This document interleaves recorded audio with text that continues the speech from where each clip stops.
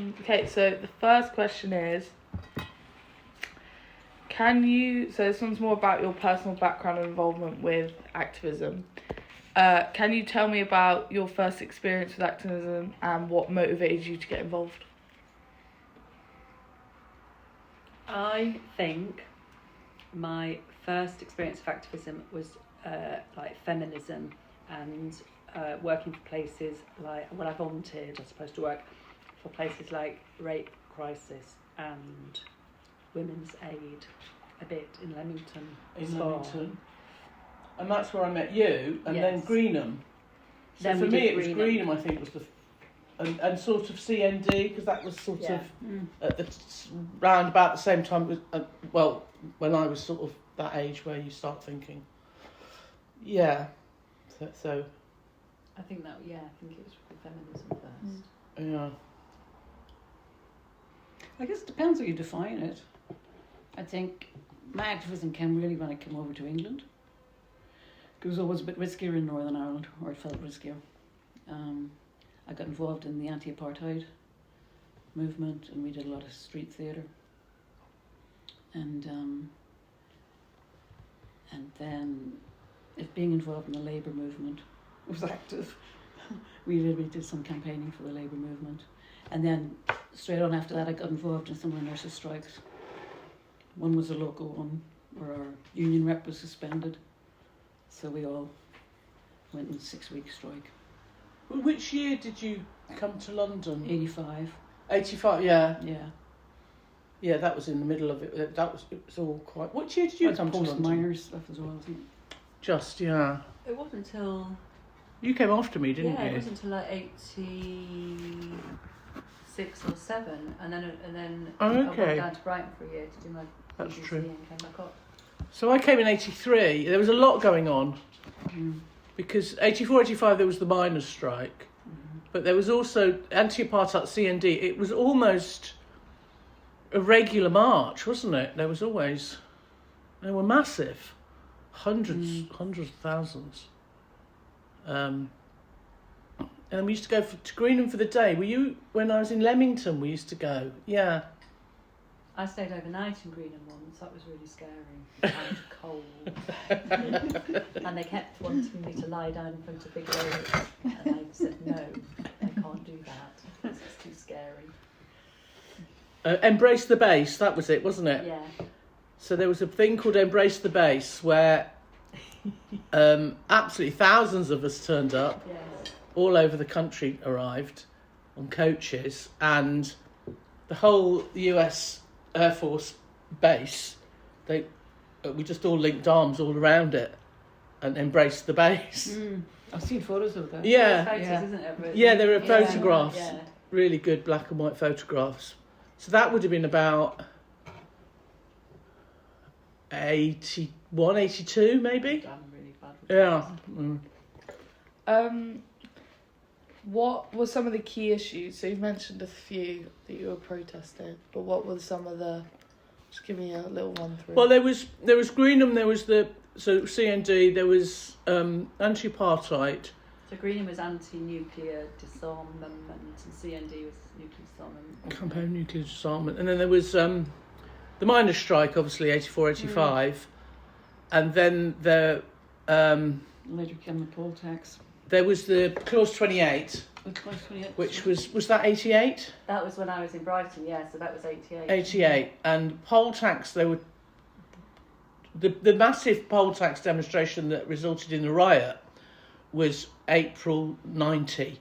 But the lead up to that was sort of, in 89, the talk of bringing it all in. And then it resulted in this massive demonstration where, like, Middle England were protesting, weren't they? So that wasn't just us, like, that was... And what was scruffy your queers. objections to poll tax? Remind me. Well, they introduced it, and a lot of people didn't pay it because it was a very unfair tax. And What, because they were charging per everyone the same person in a amount? house. Oh, okay. Yeah, so it was per person. So, like, it wasn't like a tax on the house. It was it was a people tax. Yeah. So when we lived in Theobald's Road, there were 4 of us. They were going to be charging us over £2,000 a year, which in those days was massive. in those days was massive. So they introduced it, and a lot of people didn't pay it, and the bailiffs turned up, and people were imprisoned, and eventually they scrapped it, and they went back to they call it the council tax now, but it's the old rating system. Okay. Yeah. So in a way, the protest works. Yeah. Yeah. I never paid it. Fair enough. How did your involvement in activism shape your personal life and relationships at the time? Well, you'd meet people on demos, wouldn't you? That's how I made friends because I went down to Sussex to do my PGCE, and I didn't really make a lot of friends with doing the course, but I made lots of friends through the Section 28 campaign. Yeah. There's definitely bonding issues. Yeah.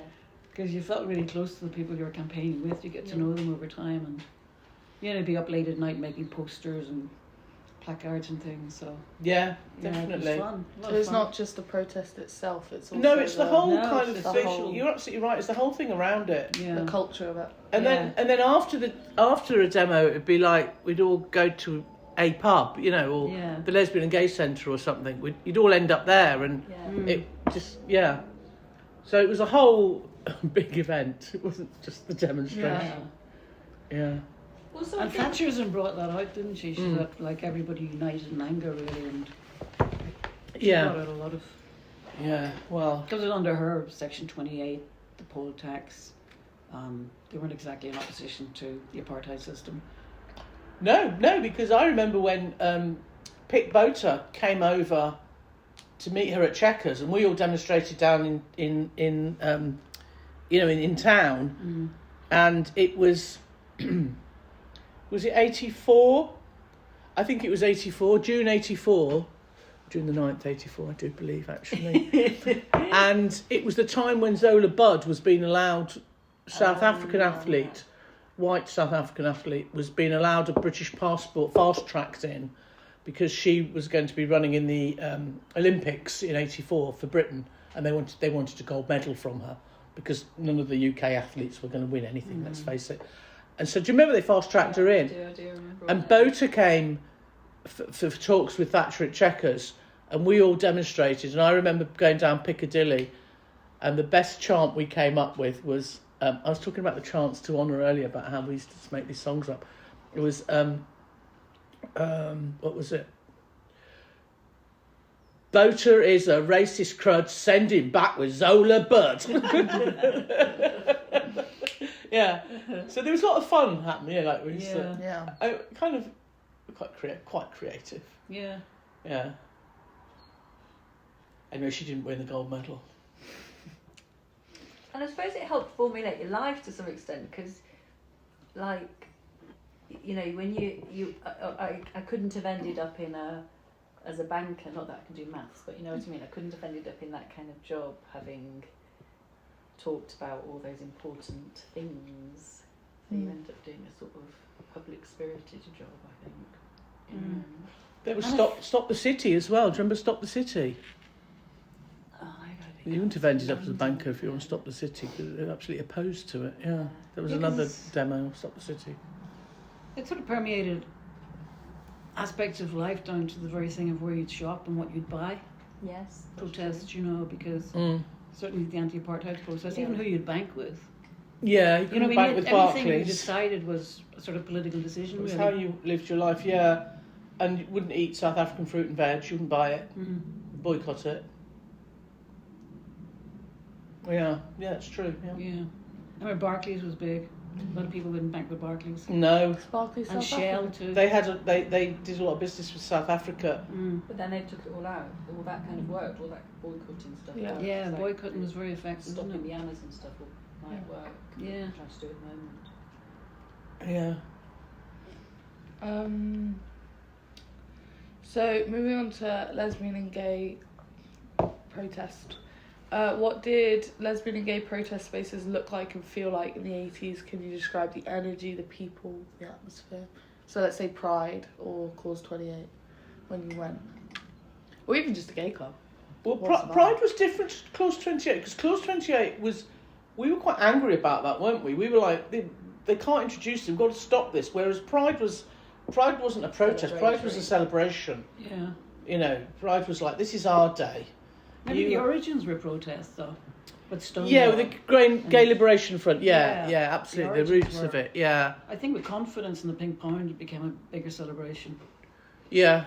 By the 90s. Yeah. Yeah.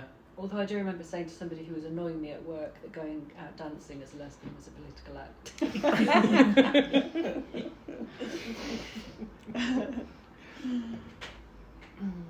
What was the question again? Sorry. So what did the spaces look like and feel like? What was the energy, the people, the atmosphere? For me, I was more of a separatist in those days. Yeah, we were really. We weren't strictly separatist, I wasn't, but I think you were probably. I probably was more than you. Yeah. Because I still don't know many men really. I used to work with a lot of them, didn't I? But Lesbian and Gay Centre. Lesbian and Gay Centre was nice, wasn't it? In It London. was. The Lesbian Gay Centre, yeah, and they used to have the Saturday night was Women's Night, wasn't it? When did it close? It was the 90s. What's the 90s? Date person. It's financial mismanagement or something, wasn't it? Yeah, it was all a bit of a mess. Yeah. I'd stopped going there by then, I think. I remember going to a Cayley there. Injury time was high. Sorry, was that a- wasn't yeah. part of protest. It was it was a good space. It was a lovely space. I remember was. Red and Stella having a big fight. They were always having a big fight. They were always being banned. But the spaces we got, if you were a lesbian and it was a bar night, it was generally like a Sunday, a Monday, or a Tuesday or something, wasn't it? It wasn't like you weren't going to get the Saturday night or the Friday What night. about that place we used to go to in Islington just before it closed? Fallen Angel, No. Oh, that one. I remember Rackets. that one. Rackets. Rackets, I yeah. went to Rackets. That was. Rackets was a Friday night, yeah, absolutely. You're right. It was a Thursday night and a Friday night. So yeah, There were Yeah. loads more lesbian and gay or there were loads. spaces than there are now. I think it feels, but I'm not. I don't go. But it was like one night. So the Fallen Angel was Tuesday night. Well, it wasn't like the Fallen Angel pub was gay, but Women's Night was Tuesday night. And like the Market Tavern was gay, but Thursday night was Women's Night. So it was sort of a bit of tokenism, really, I suppose. Yeah. How did women, particularly lesbians and bisexual women, fit into the larger lesbian and gay activist movement? Were there tensions or divisions, or was it? You were more because you were more involved with all the AIDS stuff that you must have been involved in Yeah. as a nurse, were you? Not Then a I lot. was. I think what happened. Worked at the lighthouse. For, Oh, okay. What happened was, it was very lesbian and gay, and it was kind of separate, wasn't it? not for everybody. Not though, for was everybody, it? but Yeah, it was- for me. Yeah. Yeah, and then what happened was with HIV and AIDS, all of a sudden it was like, hang on, we need to do something. So, in a way, that kind of brought us together. Yeah. Really, that was the trigger, wasn't it? That brought us together. And so but it was very like if you were a separatist or what was it? A radical feminist or are you a rad fem or a sock fem? And I remember thinking, I don't know what they're talking about. What's a soccer fan? A socialist Okay. fem. And I don't know. I was a Roman Catholic. It's like I didn't know what they were talking about. But it was very tribal. You know. It was very Yeah. sad, and the SM movement was really separate. Oh my God. That was hilarious. The all S&M that stuff. movement, yes. yeah. And then there was all the infighting. So you'd have the week before Pride, which was Gay Pride, which was lesbians and gays. The week before there'd be Lesbian Strength, and it was. Do you remember? And it always took ages because the start of the front, it was always arguments about who should lead the demo, who should lead the march. So like sort of Like the most the black lesbians were like, no, we need to go first. The bikers, no, we need to go first. The S&M lot, no, we need to go first. And it was like kind of, it was just typical. Yeah. They'd just be arguing about who was going to go first. Yeah. So there wasn't even kind of solidarity within a lesbian strength demo. I mean, it was a joke. And it was But it was part of the fun. intersectionality. They didn't talk about intersectionality at all No. in those days. And the white middle class feminists, like in all good revolutions, were oblivious to the issues facing other women, which I think that took a while to Yeah. change over the years. Yeah. Oh, God. So this is more based on graphic design, but what kind of symbols, slogans, or aesthetics stood out in protests at the time? There was the women's symbol, There's the women's you always symbol. have an Pink earring. earrings, that's right. There was the double-headed axe. And the double-headed, the lab, What's it called? not the labia, surely not. No. Yeah, double-headed axe. The, And the tricolour, the pink, not tricolour, Pink triangle, the yeah. pink triangle. yeah. Which is from This- Holocaust. yeah. And Yeah. the lab thingy. And What's the one for women? Yeah, that one. That one, yeah. What's it called? It's called like something Greek, isn't it? Or I made that I up. don't know. Have to look it up. Yeah. I think it looks like something called an ankh or an ankh, or ANKH, but I don't know if that's what it is actually. I don't know if that's what it's based on. Wasn't it based on positive or negative? I know. Because the There's chromosomes. one for men, isn't there? What's it called?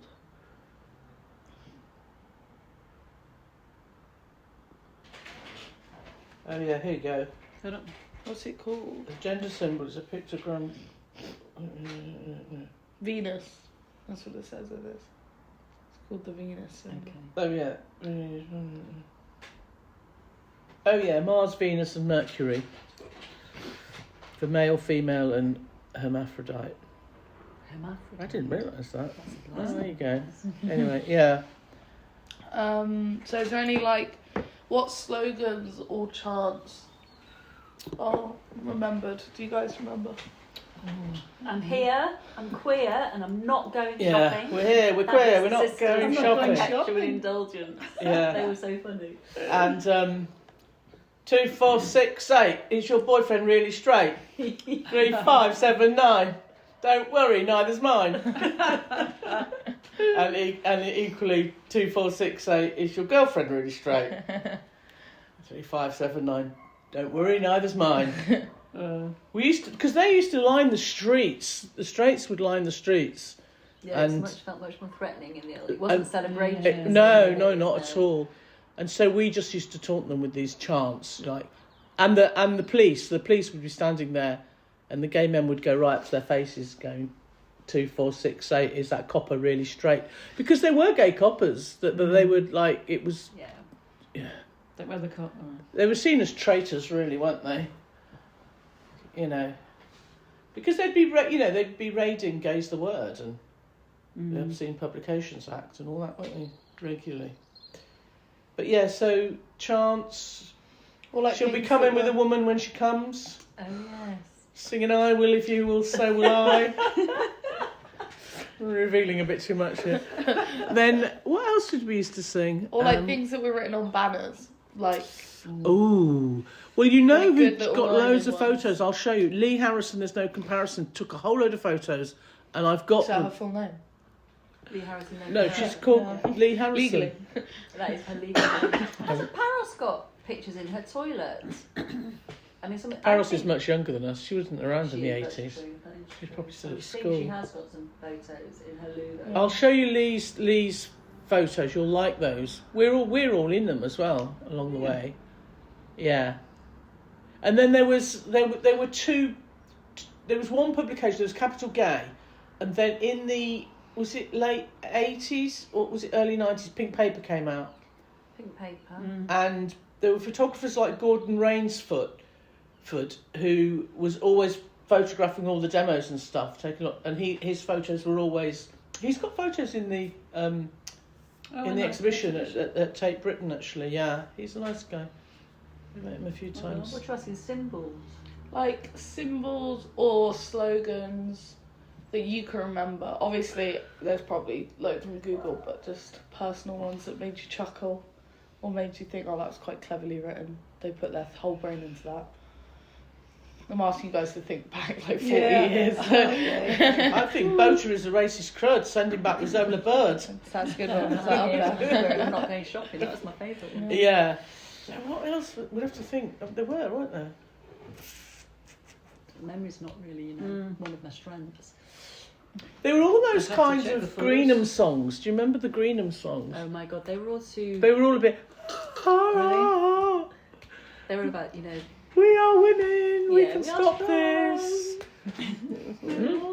Well, actually, they were They were great at the successful time. in the end. It was successful protest, so can't knock it, can we? I only did a day with it. No, they were No, really. I was a day Don't tripper. say that though. Don't say that they were really dreadful songs. I'll cut this bit out, guys. Don't worry. Yeah. Cut I it. don't Cut want to it. diss my sisters. How about music, fashion, or art? How did it play a role in the protest? Were there specific bands, styles, or visuals that became a part of the movement? We all wore, We had a uniform. which I noticed a lot in that exhibition actually, Yeah. which is pretty much what I got on today, which is embarrassing. We did have a uniform. Do you remember when we went Back in fashion. when we went to the Age of Consent Yeah. gig thingy? Everyone So dressed from. they were all the dressing from the 80s, and so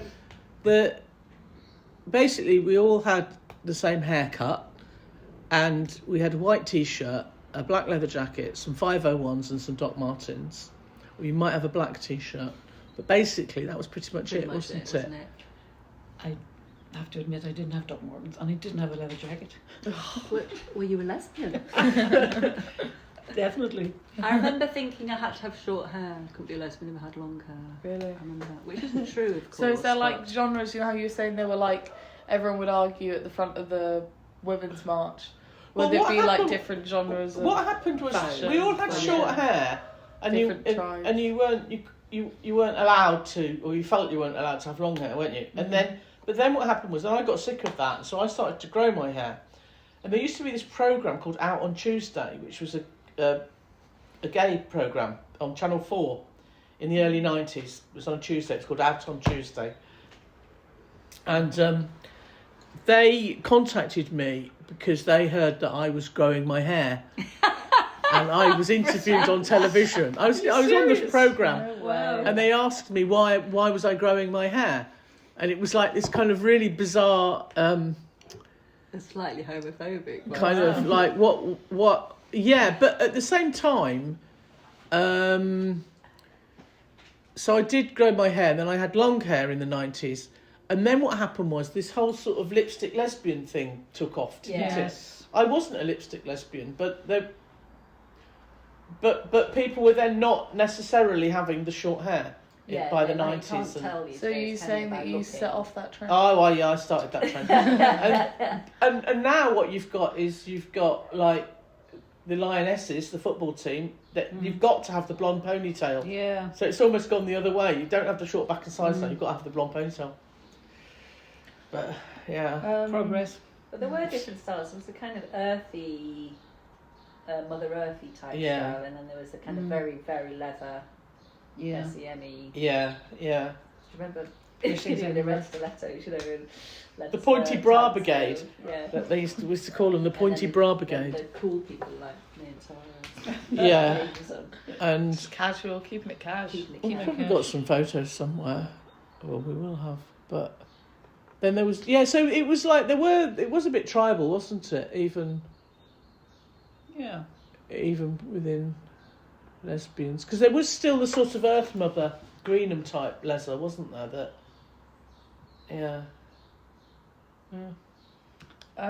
What about music or art?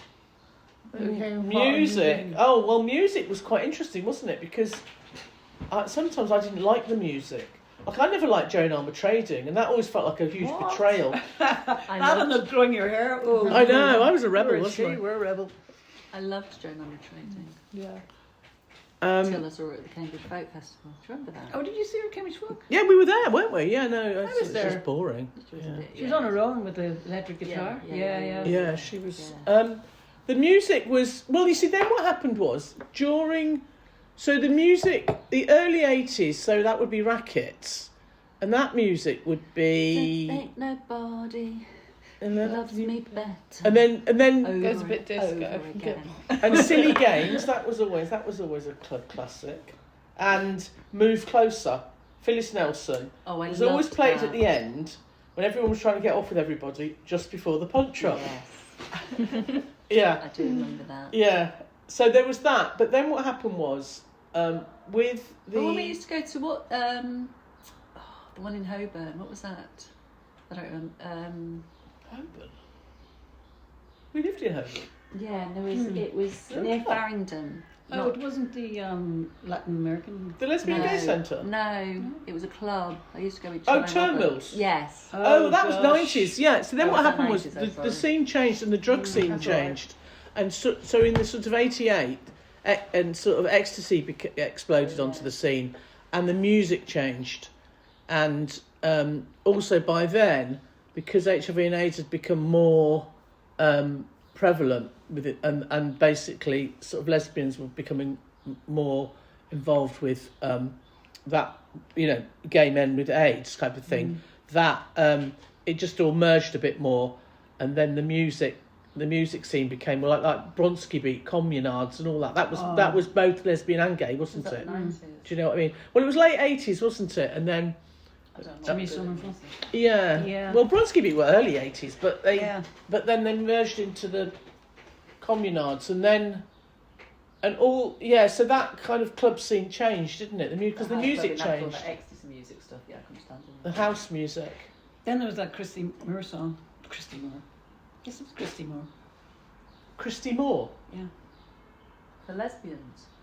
Well, he sang it like it was, "Hey, Ronnie Reagan, I'm black and I'm pagan, I'm gay and I'm left and I'm free. I'm a non-fundamentalist, environmentalist, so piss off and don't bother me." And you know all the words. That's as far as it goes. Christy remember Moore. Oh. Was that when you were still in Ireland? One night I come over here, yeah. It was in the 80s. But when you were listening to Christy Moore singing that, Yeah. was it here in London? I I can't remember when it I came don't out. remember that but we song. used to sing it. Yeah. Oh, okay.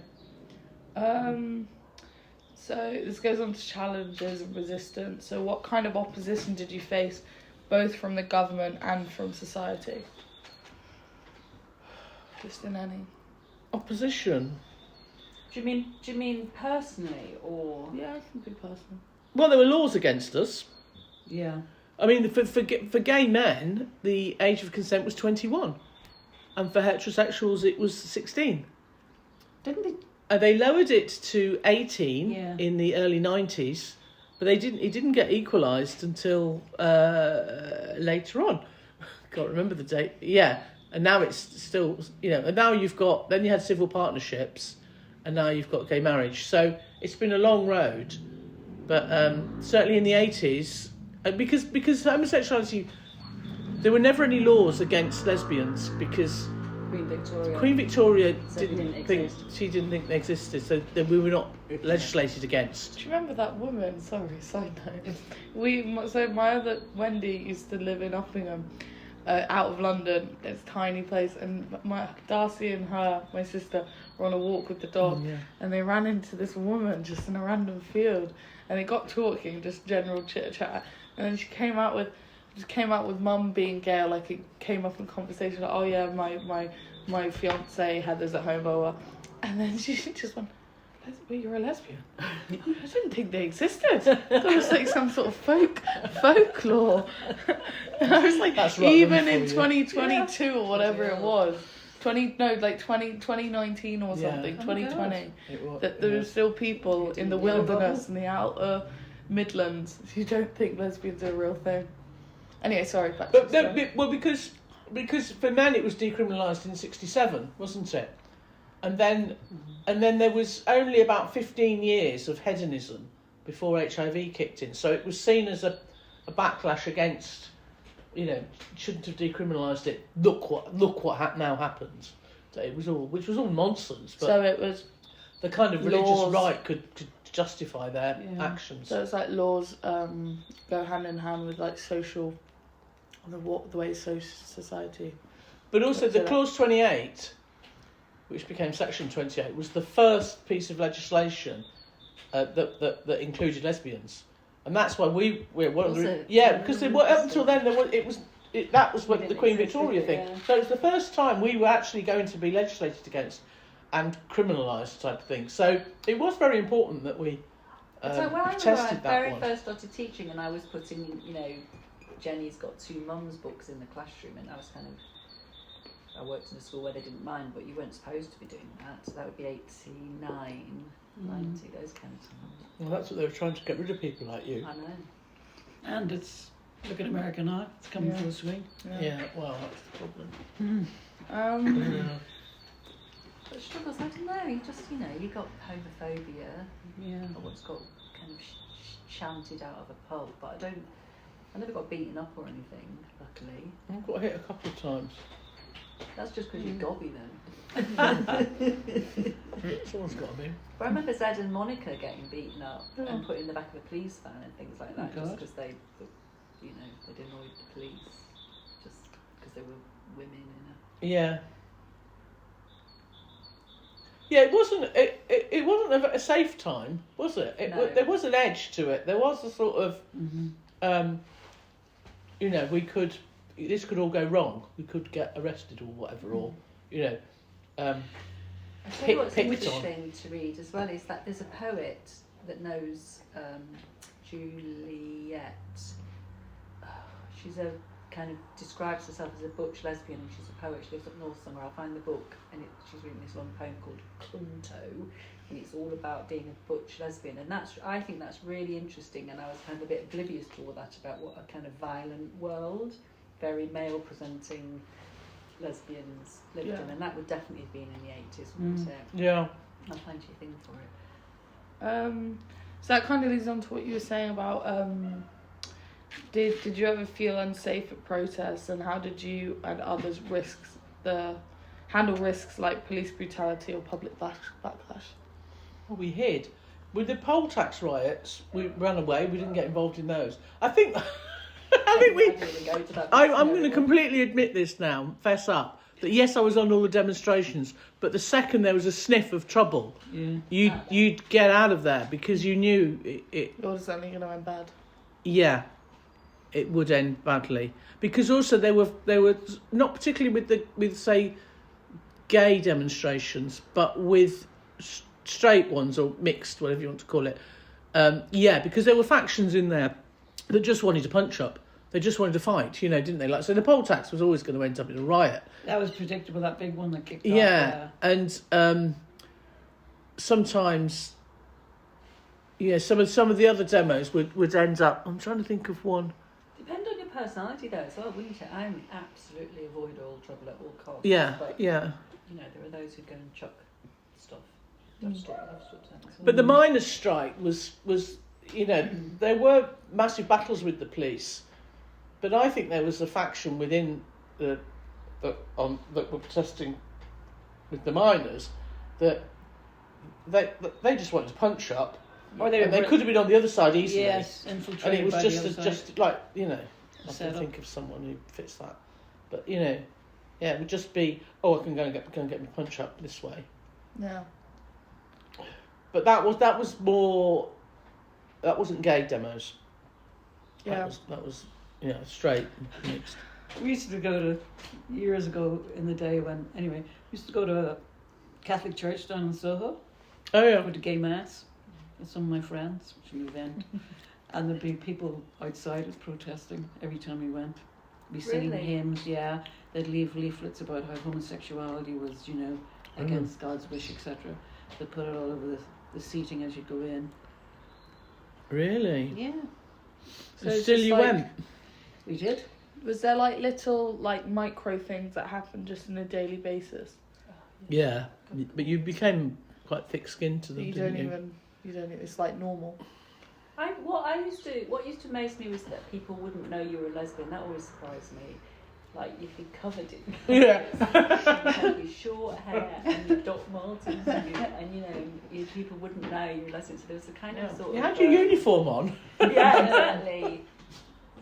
But all sorts of things. Even quite recently, but we can always pretend it was in the 80s. I had some trousers on. No, my colleague at work had some trousers on, and I said they're nice trousers, and she said, she went, "Oh God, does that mean these are lesbian trousers?" But that actually was about 6 years ago.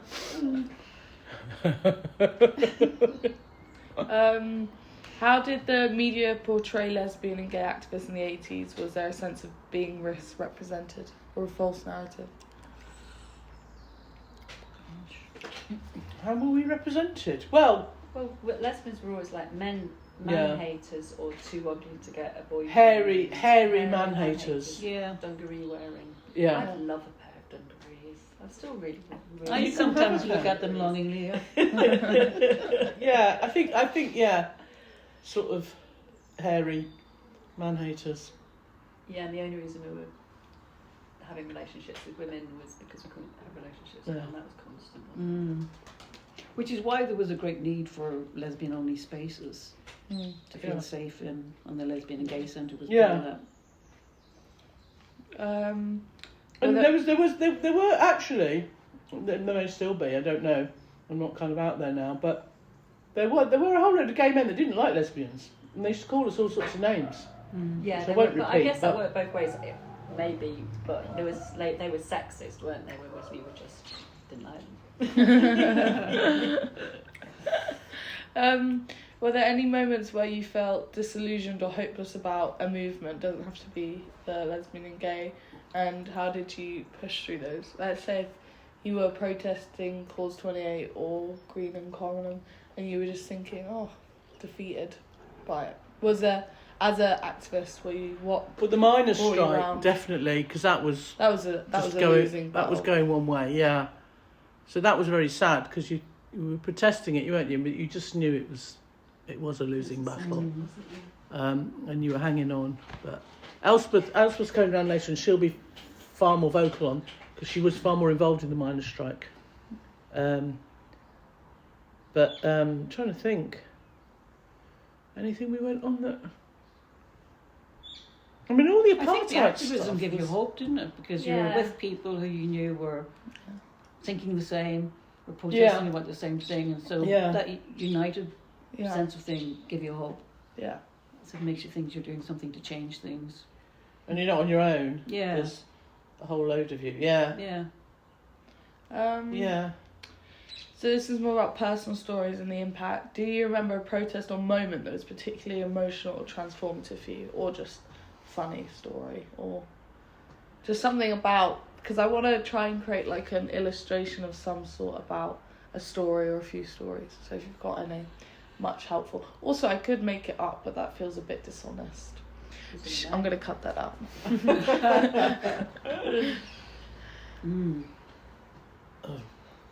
So just read the question again. Sorry. Do you remember a protest or moment that was particularly emotional or transformative for you? About in relation to the political. Yeah, political protest, or just like as we were talking about the culture before it, like getting ready for it, or like you were telling me about someone who lived with you, who did the BBC thing. Oh, Annie. Yeah. So they invaded the 6 o'clock news with thingy. What was Nicholas Witchell and Sue Lawley, Annie, who lived in our house, and we well, I'd just come in from work and the news was on, and all of a sudden it was like, oh, what's going on? It was kerfuffle, and it turns out some lesbians had chained themselves to Sue Lawley and Nicholas Witchell, and and then Sue Lawley was saying something. Oh, we've been invaded or something. She was really horrible, wasn't she? She said really mean things. But then what happened was, and we were all eating. We were all supposed to be eating, and Annie didn't turn up for her supper, and we were, let's eat without her. Okay, we'll eat without her, and then we went to the pub. We lived next door to a pub, so we went to the pub next door, and Annie had stopped smoking. Annie wasn't smoking cigarettes, and Ginny, Leslie, me, and Annie, who wasn't. So we'd gone to the pub, and then the pub had a TV on it, and all of a sudden, Ginny looked up and went, "Why is Annie smoking? Annie, stop smoking! Look, she's having a fag!" Like this, and we went, "What? well, what's she doing on the news? Never mind about the fag. And it turned out she was one of the ones that and she'd been arrested, and that's why she hadn't come home for her supper. Yeah. And she was on the news smoking, and of course all Ginny could think of was she's having a fag. Nothing to do with why is she on the news. But yeah, that was quite funny. And then Sally Francis and that lot, they did the abseiling, didn't they? Was that Red Oh, and into the Stella? Houses of Parliament. Yeah, Oh. they That was Red and Stella as well. that was Wasn't Red it both? Weren't they both? yeah, and with was it Sally Francis? What They happened? abseil makes the heart grow fonder. What was that? That was Clause 28, wasn't it? Yeah. They were protesting against Clause 28. They tied some sheet. They got into the House of Lords, by foul means, and they tied some sheets together, and then they abseiled over the balcony into the chamber. Yeah, and they were kind of. I've not told you any of this, have I? Oh. They didn't get. They didn't get arrested. Yeah, which is quite amazing actually. Maybe, considering they're arresting people for. Yeah, Just nowadays. looking the wrong way. Yeah. I think. Yeah, it was Maybe because. it's because they were women. Maybe there was some kind of. Yeah. And then they Subtle chained sexism themselves to working in the their favour. gates of Buckingham Palace. They dressed up as suffragettes and chained themselves, saying, "Stop the clause. This is just like trying women getting the vote." And they had all these outfits on, like suffragette outfits. They were quite funny actually. Yeah. The outfits are pretty good. Yeah. I can't think of anything like particularly momentarily transforming in that way. But there was this sense back to the sort of we're all in it together thing. There was. Yeah, it can be along those lines. Like, It doesn't have to um, be anything like light switch. Yeah. It doesn't have to be We'd anything gone crazy. on. We were in Theobald's Road and we'd gone on some women only demonstration. I can't remember what it was, but it was just women. Oh no, Greenham. We'd all gone to Greenham for the day. That's what it was. And do you remember Richard Dippy Dick, who lived in the house? So he couldn't come on the demonstration with us because he was a man, but he was very supportive. And what he did, which was really nice, he said, "I'll cook you a big meal for when you get back." And so he'd cook this massive supper for us all when we got back, which was really nice because it was like, I can't come with you, but I'll do this. So that was quite. So there was this sort of sense of, Camaraderie.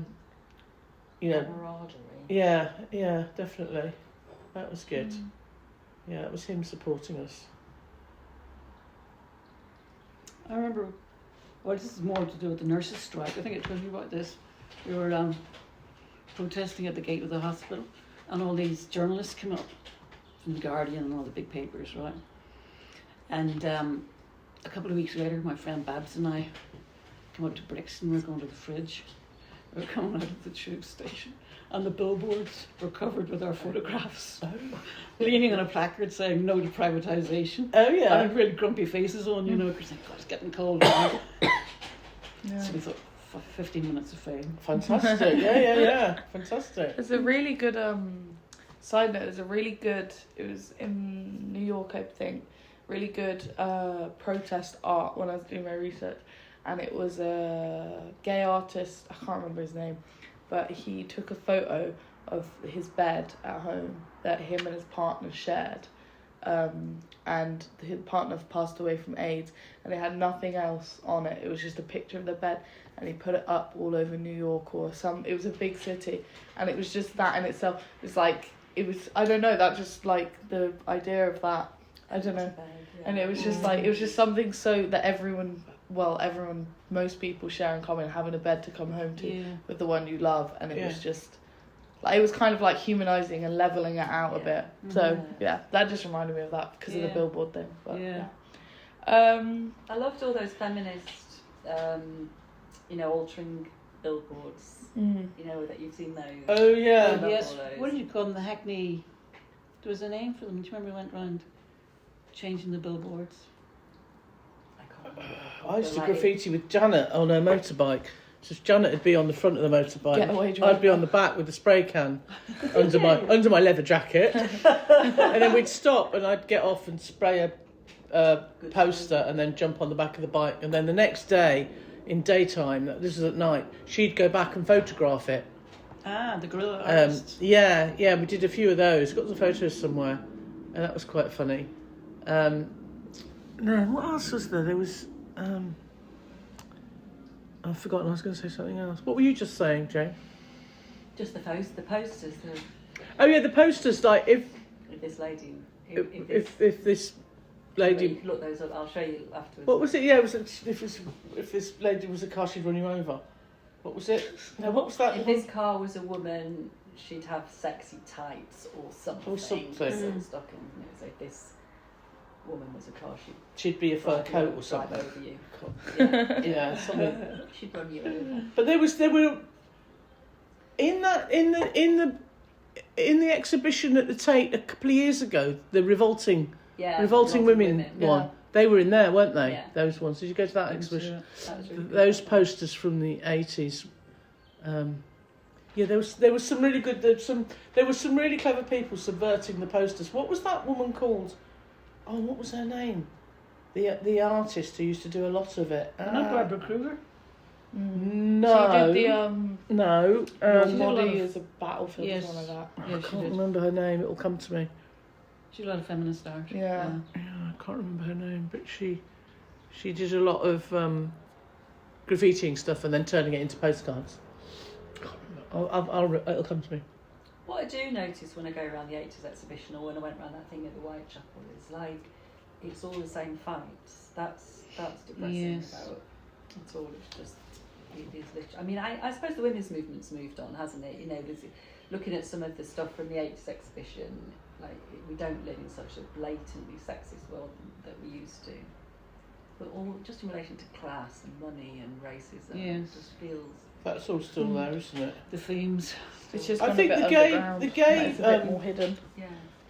The sort of lesbian and gay protesting and movement has moved on because you've got equal Yeah, age of definitely. consent. You've got gay marriage. Yeah. Mm. Oh no, definitely. And with like this, Yeah. you know, this trans person a trans woman at school teaching in a secondary school. You know, you just Yeah. that's fantastic, isn't it? In terms Yeah. of progress. So, were there friendships, romances, or chosen family relationships that formed out of your activism, and how did they shape your life? Well, we're all still here talking about it, aren't we? Mm. I had a really good friendship with a woman in when I was doing my teacher training in Brighton, and we were doing the Clause 28 stuff, and I got about 3 really good holidays in New York out of them because she moved to New York. Well, Was that Jane? No, a woman called Steph. Oh right, 3 holidays in New York. Oh. well. Jane's married to a trucker now, a Amazing. male trucker. Male trucker. Emphasis on the male. Yeah. It'd be interesting if it was a woman. When Glastonbury started over, that was linked to the CND, wasn't it? The original Glastonbury. Was it? I think it was. Yeah. But yeah, but we're all still hanging out together, and we're all still kind of outraged by stuff. So now it's inside in a warm, cosy flat with a cup of tea. Yeah. I mean, the joke was it used to be, the revolution starts after last orders, wasn't it? You know, we'll just finish this pint. But now you've got 24-hour drinking, so you can't have that one anymore. I suppose my friendships aren't necessarily formed out of that. My old friendships actually more related to kind of uni or work or what have you. But if you think of somebody like Anna Gluckstein, all her whose dad was the head, founder of the SWP, she's definitely all her friendship groups is all very much related to her political world, I think. Looking back, what do you wish more people today knew about activism in the 80s? Just how effective it was. Yeah, that's a good point actually. Because I'm not sure how effective it is now. Well, it's kind of convinced, aren't you, that it's not effective, but I think... Yeah. It's the little things that matter. I remember this was a group called Zrazy. They're still on the go, actually. 2 Irish women. And the abortion issue was big in Ireland. And you weren't allowed to advertise. So they wrote a song and incorporated the telephone number of the abortion helpline. And then it was like 43271. And he sang a song about that, which I thought was brilliant way of getting around it. Isn't it? Very clever. But my Things that get. Yeah. make a difference. my sister Bridget, because she went to Trinity, Oh, wow. and she had a friend there. So she went to Trinity. She's older than me. She graduated in 78, so she went in about 74. So this is what we're talking about time. Yeah. And she obviously she mixing with a lot of Irish people. And she had a friend, God, I can't remember the friend's name, Anne-Marie, can't remember her surname. And Anne-Marie, because contraception was all illegal, you couldn't buy it or anything. So she set up a service. I don't know if I've told you this. Clever. I met her a couple of times. This woman. Bridget's friend Anne-Marie set up a service in Dublin where she would rent out condoms because you couldn't sell them. Oh, wow. And of course, I was like, don't want that back. But it was like she was renting out the stuff, and it was it was a similar thing. It was to try and It's a way of getting around it. which I thought was really clever. Yeah. What do you think has changed the most since activism in the 80s versus activism now? Let's talk about that for a while, What has because I want to changed? focus on that. Well, it's all social media now. The internet has changed it all, hasn't it? Yeah. What's changed politically, or what's changed Like about in terms of activism? protest and activism. You can get messages out very quickly now, can't you? That's a good thing. Yeah, but I think it's a little bit more repressive. Mm. I don't what the current legislation is, but certainly what banners you use, what words you say, what chants you sing, for example, currently. You have to apply to protest now. Well, obviously you can just go on the street and start yelling about things, but You had to. Yeah. I think we had to anyway. Yeah. Really? Yeah, they were all. Because if Yeah, but you're it wasn't- on yeah. the road and you wanted to. Yeah, you want the road closed and the Yeah. police are going to be there. Then no, it was all. It was. They were. I think one of the differences is like, I've noticed it definitely on Pride gay typey things, but also even on the Gaza stuff, and I've been on lots of those. It's like you don't feel quite so much that the police are completely opposed to everything you're saying. It feels more. I mean, obviously some of them are fucking awful bastards, but particularly gay stuff, they don't feel like the enemy at all anymore, do they? No, I mean we didn't feel the least bit protected by them. No. But I think that's us getting older as well. I think maybe Is as it? well, and less likely to get caught because we're not so illegal these days. But also, I think the police force. I mean, it has a lot of problems. No, of course. But there are out gay people within it, and they wouldn't have been in the 80s. There would have been gay people in the police force, but not out. I just wonder who the scapegoats are now, though. I guess trans is more difficult Yeah. in terms of prejudice. But I think they've been on those some really big, wonderful marches. Marches themselves. So what was the best? What was the best march you ever went on? I'm trying to The biggest. Do you remember the Iran one? That was the biggest one. The Iraq. Iraq, yeah. Oh, that was a week before Darcy was born, so we didn't go on that one. That was Just in Jan- case that when was you went into January, labour. wasn't it? So. That was 2003, wasn't it? February 2003. But the first Gaza one was really, really huge. Yeah. Huge as well. I Mm. remember that feeling a bit squished. And I think with the Iraq one, you had a sense that this is going to change things. Not that it did. Not that it did. Mm. Indeed. But again, that was kind of a real cross section of people on there. Yes. You know, it wasn't just the sort of scruffy lefties. Yeah. It was, so it's like the poll tax one. That was sort of Middle England rising up, wasn't it? And And I then think that's Brexit- what shocked Thatcher was that she didn't think it would be, her sort opposing her. But I suppose social media makes a huge difference with both ways, doesn't it? Because it's all conspiracy bollocks on social media as well as the getting the word out. But there's all that censorship. There's so much censorship on social media, or whatever they're calling it, algorithm fixing. Do you think that back in the 80s or 90s, that if you felt strongly enough about something to protest, it was very much right, we'll go out and we'll take to the streets, or we'll go out, we'll talk to people, whereas nowadays it's more online, you send out a post or you repost something or you sign a petition. Would you say there's a... And you think you've done something, You feel like you've achieved... and you haven't really done anything, have you? You've just Changed all the forwarded a message. Yeah. I know when it gets to 100,000, I think it has to be heard, and Yeah. Yeah, so but there is a sense of It can do affecting something. change. Yeah. But also, Not as you're much in fun. that bubble, aren't you? It's like it's like Brexit. Like, if I looked at my Instagram, my Facebook, or I would think it's fine. The whole world's on my We're all side. we're all going to stay in Europe, and then you wake up the next morning and you're not, and it's like, because all your friends that you follow and they follow you and etc. etc. Well, they all think what you think because they're your friends, Yes, it's interesting though. and you're in this complete ghetto of like bubble of It's a comfort like-minded zone. people. Yeah, exactly. Echo chamber. So that's the problem with social media. I think you're not actually